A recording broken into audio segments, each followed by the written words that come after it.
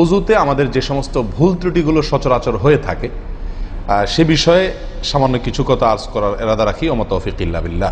এই অজুর বিষয়ে আমাদের বেশ কিছু ত্রুটি, বেশ কিছু ভুল ভ্রান্তি হয়ে থাকে। অজুর যে ভুলগুলো হয়তো আপনিও করেন, আমরাও করছি প্রতিনিয়ত, কিন্তু জানি না। তো সেগুলো নিয়ে আমরা সংক্ষেপে আলোচনা করব। নবী সাল্লাল্লাহু আলাইহি ওয়াসাল্লাম বুখারী মুসলিমের হাদিসে আসছে, তিনি বলেছেন, লা তুকবালু সালাতুন বিগাইরি তাহুরিন, পবিত্রতা ছাড়া কোনো সালাত কবুল হবে না। কোনো সালাত আল্লাহর কাছে অ্যাকসেপ্টেড, গ্রহণযোগ্য হবে না কি ছাড়া? তাহারাত ছাড়া, অজু ছাড়া। মুসলিম বর্ণিত হাদিসে আসছে, নবী সাল্লাল্লাহু আলাইহি ওয়াসাল্লাম বলেছেন, যে ব্যক্তি পরিপূর্ণভাবে অজু করবে, পরিপূর্ণভাবে অজু করবে, ভালোভাবে অজু করবে, এবং অজুর শেষে কালিমাতুশ শাহাদা যেটা আছে, আশহাদু আল্লা ইলাহা ইল্লাল্লাহু ওয়াহদাহু লা শারীকা লাহু ওয়া আশহাদু আন্না মুহাম্মাদান আবদুহু ওয়া রাসূলুহু, এই কালিমায়ে শাহাদা পাঠ করবে অজুর শেষে, এই ব্যক্তির জন্য আল্লাহ সুবহানাহু ওয়া তাআলা জান্নাতের সমস্ত দুয়ার খুলে দিবেন। প্রিয় ভাইরা, এখন আসি আমরা অজুতে কি ভুলগুলো আমাদের এমন হয় যেগুলোর কারণে আমাদের অজুর পূর্ণতা নষ্ট হতে পারে। তার ভিতরে এক নম্বরের ভুল হলো, যেটি আমাদের হয়ে থাকে অজুর ক্ষেত্রে অনেকেরই, সেটা হলো বিসমিল্লাহ পাঠ না করা। অজুর শুরুতে কি পাঠ করতে হয়? বিসমিল্লাহ। আপনি যখন হাত ধুয়ে তো অজু শুরু করবেন, দুই হাতের কবজি দুই হাতে অজু শুরু করবেন না, প্রথম কাজ, তার আগে আপনি কি করবেন? বিসমিল্লাহ। বিসমিল্লাহ বলে হাত ধুয়ে তারপর অজু শুরু করবেন।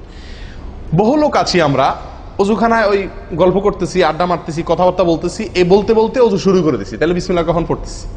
বিসমিল্লাহটা অনেক সময় অমনোযোগিতার কারণে, অবহেলার কারণে, অন্যমনস্কতার কারণে বিসমিল্লাহটা অনেক সময় আমরা বলতে ভুলে যাই। অথচ এই বিসমিল্লাহ পাঠ করা অজু শুরুতে অনেক বিশেষজ্ঞ আলেমের মতে ফরজ। অনেকে বলেন বিসমিল্লাহ পাঠ না করলে অজুই হবে না, আপনি যদি ভুলে বাদ দেন অজু হলো না। যদিও সংখ্যাগরিষ্ঠ আমাদের মতে এটা না, তাদের মতে বিসমিল্লাহ পাঠ করা এটা অজুর সুন্নাহ। এটা হলো অজুর কি? সুন্নাহ। এটা আপনি যদি বিসমিল্লাহ বলে যদি অজু শুরু করেন, তাহলে অজুটার ভিতরে পূর্ণাঙ্গতা আসলো। দ্বিতীয় যে ভুলটি হয় ভাই, 199 জনের বলবো, তার চেয়ে বেশি হতে পারে, হাজারের ভিতরে 10 জন মানুষের হয় কিনা আমার সন্দেহ আছে এই কাজটা সঠিকভাবে করতে পারি না। সেটা হলো অজুর সময় মিসওয়াক করা। অজুর সময় কি করা ভাই? মিসওয়াক করা। এটি এত গুরুত্বপূর্ণ সুন্নাহ যে নবী সাল্লাল্লাহু আলাইহি ওয়াসাল্লাম বলেছেন, বুখারীর হাদিস, লাউলা আন আশুক্কা আলা উম্মতি লা আমারতুহুম বিসওয়াকি ইনদা কুল্লি ওযু। বুখারীর হাদিস। নবী সাল্লাল্লাহু আলাইহি ওয়াসাল্লাম বলেন, আমার উম্মতের জন্য যদি কঠিন না হতো, তাদের জন্য কষ্টের কারণ না হতো, তাহলে আমি তাদেরকে বাধ্যতামূলক করে দিতাম, ফরজ করে দিতাম কি? প্রত্যেক অজুর সময় মিসওয়াক করা। হাদিস থেকে, তার বক্তব্য থেকে বোঝা যায় যে অজুর সময় মিসওয়াকের গুরুত্ব তার কাছে কত বেশি ছিল। 3 নম্বর যে ভুলটা আমাদের হয়ে থাকে সেটা হলো কুলির মধ্যে। দেখেন, প্রত্যেকটা কাজেই কিন্তু আমি একটা একটা করে আপনার দেখাচ্ছি অজুর প্রত্যেকটা কাজে আমাদের ত্রুটিগুলো হয় কিভাবে। দেখেন, কুলির সময় ভুল হয়। কি ভুল হয়? কুলিটা যেভাবে করার কথা সেভাবে আমরা করি না। হাদিসে কুলির বিষয়ে নির্দেশ এসছে, সেটাকে বলা হয়েছে মদমাদা। মদমাদা আরবি শব্দ, এটার বাংলা অর্থ হয় কুলি করা বা কুলকুচি করা বা কুলকুচা করা। এই কুলি বা কুলকুচা এটা হলো মুখের ভিতরে আপনি হাতের কোষে করে পানি নিয়ে মুখে নাড়বেন, এরপরে ফেলবেন, আবার হাতে নিবেন, কিছু সময় নাড়বেন, 1 সেকেন্ড হোক 2 সেকেন্ড হোক, এরপরে ফেলবেন। এটা হলো কুলি বা কুলকুচা। আমরা বেশিরভাগ সময় এরকম করি আলহামদুলিল্লাহ। যখন ব্যস্ত থাকি, যখন হুলস্থুল থাকে, কোনো সময় কোনো কাজের তাড়া থাকে, তখন অনেক সময় আমরা কি করি? হয় কি না হয় না? মুখে নিলাম আর ঢাললাম, মুখে নিলাম আর ঢাললাম। আমি জানি না আপনাদের হয় কিনা এরকম। আমি দেখছি এরকম অনেক সময় হয়। আপনারা একমত কিনা? নিলাম মানে ব্যস্ততার কারণে, হয়তো জামাত শেষ হয়ে যাচ্ছে বা অন্য কোনো কারণ আছে, অথবা দেরিতে আসছি, তো তখন মুখের ভিতর নেওয়াও আর ফেলাও, এতে কলি হবে না। নাম্বার 4, নাকে পানি দেওয়া। দেখেন, একটা একটা করে দেখেন, প্রত্যেকটাতে ত্রুটি আছে। আল্লাহু মুস্তাআন। নাকে পানি দেওয়া। নাকে পানি দেওয়ার যে নির্দেশ আসছে হাদিসে, এটাকে বলা হয় ইস্তেনশাক। ইস্তেনশাক শব্দের মূল অর্থ হলো পানি টানা, নাকে পানি টানা। আমরা নাকে পানি টানি না, দেইও না। একটা হলো দেওয়া, একটা হলো ছিটানো, আর একটা হলো টানা। টানা হলো এ ক্লাসের অজুতে নাকে পানি টানবেন, বি ক্লাসের অজুতে নাকে পানি দিবেন, থার্ড ক্লাসের অজুতে নাকে পানি ছিটাবেন। আমি কি বুঝতে পারছি?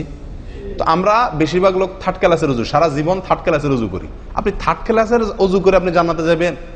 ফার্স্ট ক্লাসে থাইকেও তো যাইতে কঠিন হয়ে যায়। আপনি থার্ড ক্লাসের অজু করে কিভাবে আপনি সালাতের খুলবেন, তালা খুলবেন, কিভাবে আপনি জান্নাতে যাবেন? অতএব ভাই, এই নাকে পানি দেওয়ার বিষয়ে সাবধান থাকতে হবে। দেখুন, নিয়ম হলো আপনি হাতের কোষে পানি নিয়ে নাকে ধরলেন, নাকে ধরে হালকা কি করবেন? টান দিবেন, হালকা টান দিবেন, হালকা টান। কারণ একটু জোরে টান হয়ে গেলে সেটা কি হয়ে যাবে? নাকের তালু তো উঠবে, আপনার কষ্টের কারণ হবে। শরীয়ত আপনাকে কষ্ট দিতে চায় না, শরীয়ত আপনাকে কষ্ট দিতে চায় না। আল্লাহ সুবহানাহু ওয়া তাআলা চান না আমরা কোনো কষ্টে নিপতিত হই। অতএব আমি এমন জোরে টান দেবো না যে নাকের তালু তোড়ে, কিন্তু হালকা একটু টান দেবো যাতে করে অন্তত সামান্য একটু ভেতরে পানিটা যায়। নাকে পানি দেওয়ার উদ্দেশ্য আর কুলি করার উদ্দেশ্য এক। নাকে পানি দেওয়ার উদ্দেশ্য হলো নাকের ভেতরের যে ময়লাগুলা, ধারে কাছে যে ময়লাগুলো আছে, এগুলো যেন পরিষ্কার হয়ে যায়। আল্লাহর দরবারে দাঁড়াবো পরিচ্ছন্ন হয়ে, পবিত্র হয়ে। হ্যাঁ, এই জন্য নাকে পানি দেওয়ার নির্দেশ আছে। এখন আপনি যদি নাকে পানি কোষ নিয়ে ধরে একটু হালকা টান দেন, তাহলে ভিতরে কিছুটা পানি যাবে কি যাবে না? এটা আপনাকে করতে হবে। নাম্বার 2, এটা যদি আপনি করতে কষ্ট হয়, টান দিলে, আপনি আস্তে টান দিলেও উপরে উঠে যায়, তো দরকার নেই। তাহলে আপনি কি করেন? নাকে পানি দেন। নাকে পানি কিভাবে দিবেন? নাকটাকে অন্তত পানির মধ্যে কি করে রাখেন? চুবাই রাখেন, 1 সেকেন্ড চুবাই রাখেন, কিছু দূর পানি যাবে কিনা। আমি কি বুঝাতে পারছি? আমরা অনেকে বিশেষ করে আমি দেখছি ওযু করার সময় নাকে পানি ছিটান। কিভাবে পানি ছিটান? ওই যে কষে করে পানি নিয়ে, লক্ষ্য করছেন আপনারা? এভাবে নিয়ে এরকম মারে পানিটা, এরকম মারলে সেটা কি হলো? ছিটানো হলো। হাদিসে যে ইস্তেনশাকের কথা বলা হয়েছে সেটা হলো না। আপনি সারা জীবন ওযু করলেন, অথচ আপনার কখনো নাকে পানি দেওয়ার সুন্নাহটি আদায় হলো না। সারা জীবন, আজীবন আপনার ওযুটি হয়ে গেল সুন্নাহ ছাড়া। আরেকটি ভুল ভাই, নাকে পানি দেওয়া একটা আমল, নাক ঝাড়া আরেকটা আমল। নাকে পানি দেওয়া এটা একটা নির্দেশ, আর নাক ঝাড়া আরেকটা নির্দেশ। আমি কি বুঝাতে পারছি?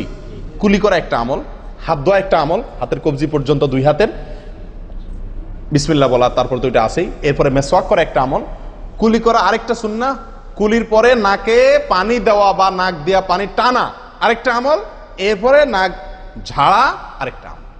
ভাই, এরপরে আসি আরেকটি গুরুত্বপূর্ণ আমল যেটি হয় না, বা আরেকটি ত্রুটি ওযুতে, সেটি হলো আঙ্গুল খেলাল না করা। ওযুতে কি না করা? আঙ্গুল খেলাল না করা। আঙ্গুল খেলাল হলো হাত এবং পায়ের আঙ্গুলের যে চিপাগুলো আছে, এই চিপাগুলোতে পানি পৌঁছানোর জন্য, পানি পৌঁছানোটা নিশ্চিত করার জন্য কি করতে হবে? এক হাতের আঙ্গুলকে অন্য হাতের আঙ্গুলের চিপায় ঢুকায়া এভাবে কি করতে হবে? একটু হালকা নাড়তে হবে, যাতে করে জায়গাটাতে, চিপাটাতে পানি গেছে এটা নিষ্কারণ। এই চিপাগুলোতে পানি নাও যেতে পারে শুকায় থাকার কারণে। তা আপনি যদি একটু নাড়া দেন পানির ভিজা আঙ্গুল দিয়া, তাহলে ইনশাল্লাহ ওখানে পানি পৌঁছানোটা মোটামুটি নিশ্চিত হয়ে যাবে। ঠিক না? ঠিক। পায়ের আঙ্গুল কিভাবে করবেন? পায়ের আঙ্গুল তো আর এক আঙ্গুল অন্য পায়ের আঙ্গুল ঢুকাতে পারবেন না। সেটা করবেন হলো, অন্য হাদিসে আসছে, এই যে কোন আঙ্গুল আছে না, কোন আঙ্গুল দিয়া সব চিপাগুলোতে কি করবেন? ঘষা দিবেন। কোন আঙ্গুল দিয়া আপনার সব পায়ের আঙ্গুল চিপাগুলোতে ঘষা দিবেন। ভাই, আমরা কজনে করি এই খেলার আমলটা বলেন তো? পায়ের আঙ্গুল, কোন আঙ্গুল দিয়া পায়ের আঙ্গুলের চিপা খেলাল করা, হাতের আঙ্গুল খেলাল করা, কজনে করি আমরা বলেন? তাহলে এই ভুলগুলো আমাদের অহরহ হচ্ছে না ভাই? আমরা কি জান্নাতে যেতে চাই না? আমাদের সালাদটা সুন্দর হোক আমরা চাই না ভাই? আমাদের এই সালাত খুব পাওয়ারফুল হোক, শক্তিশালী সালাত হোক, এই সালাতের মাধ্যমে আমি অন্যায় থেকে বেঁচে থাকবো, এই সালাতের মাধ্যমে আমি জান্নাতে যাব, এই সালাত আমাকে খাঁটি মুসলিম বানাবে, এই সালাত আমাকে আল্লাহর কাছে প্রিয় বানাবে, এই সালাত কিয়ামতের দিন নূর হবে, আমরা চাই না ভাই? এগুলো যদি চাই তাহলে আমাকে ওযু সুন্দর করতে হবে, আর ওযু সুন্দর করতে গিয়ে এই ভুলগুলোর ব্যাপারে সাবধান হতে হবে। তাহলে আঙ্গুল খেলাল করা, পায়ের আঙ্গুল, হাতের আঙ্গুল আমরা করি না বললেই চলে ভাই। তো আজকে থেকে ইনশাল্লাহ করব। তো ভাইয়ারা, ওযুর ক্ষেত্রে আরেকটি ভুল, এই যতগুলো ভুল বললাম এর ভিতরে বড় 2টি ভুল বলে ওযুর ভুলকে আমরা শেষের দিকে চলে আসছি। একটি বড় ভুল হলো শুকনা থেকে যাওয়া। কোনো জায়গা যদি আপনার অবহেলার কারণে শুকনা থেকে যায়, ওযুর অঙ্গগুলো যেগুলো ধুইতে হবে, তার কোনো অঙ্গ যদি শুকনা থেকে যায়, ওযু হবে? ওযু হবে না। এক ব্যক্তি ওযু করে আসছেন, নবী সাল্লাল্লাহু আলাইহি ওয়াসাল্লাম দেখেছেন তার ওযুর কোনো জায়গা শুকনা আছে, তিনি বললেন যাও আবার ওযু করো, তোমার ওযু হয় নাই। তিনি তাকে পুনরায় ওযু করাইছেন। কেন? তার ওযু সঠিকভাবে হয় নাই, শুকনা রয়ে গেছে। অনেক সময় দেখা যায় আমাদের অনেক ভাই ওযু করেন, ওযু করলে বেশ কিছু জায়গা, বিশেষ করে এই যে কনুই জায়গাটা, এই জায়গাটা দেখা যায় শুকনা থাকে। এই যে কানের লতির এই যে জায়গাটা, এখানে দেখা যায় একটু কি থাকে? শুকনা থাকে। কপালের দিকে দেখা যায় শুকনা থাকে। এই জায়গাগুলো অনেক সময় দেখা যায়, বহু লোককে দেখা যায় ওযু করে আসছে, এখানে শুকনা, এখানে শুকনা, পায়ের গোড়ালি, গিরা এই জায়গাগুলোতে শুকনা। কারণ হলো ওই যে অবহেলা করে অজু করছে, কোন রকম অজু করছে, অজুটা যেভাবে করা দরকার সেভাবে করে নাই।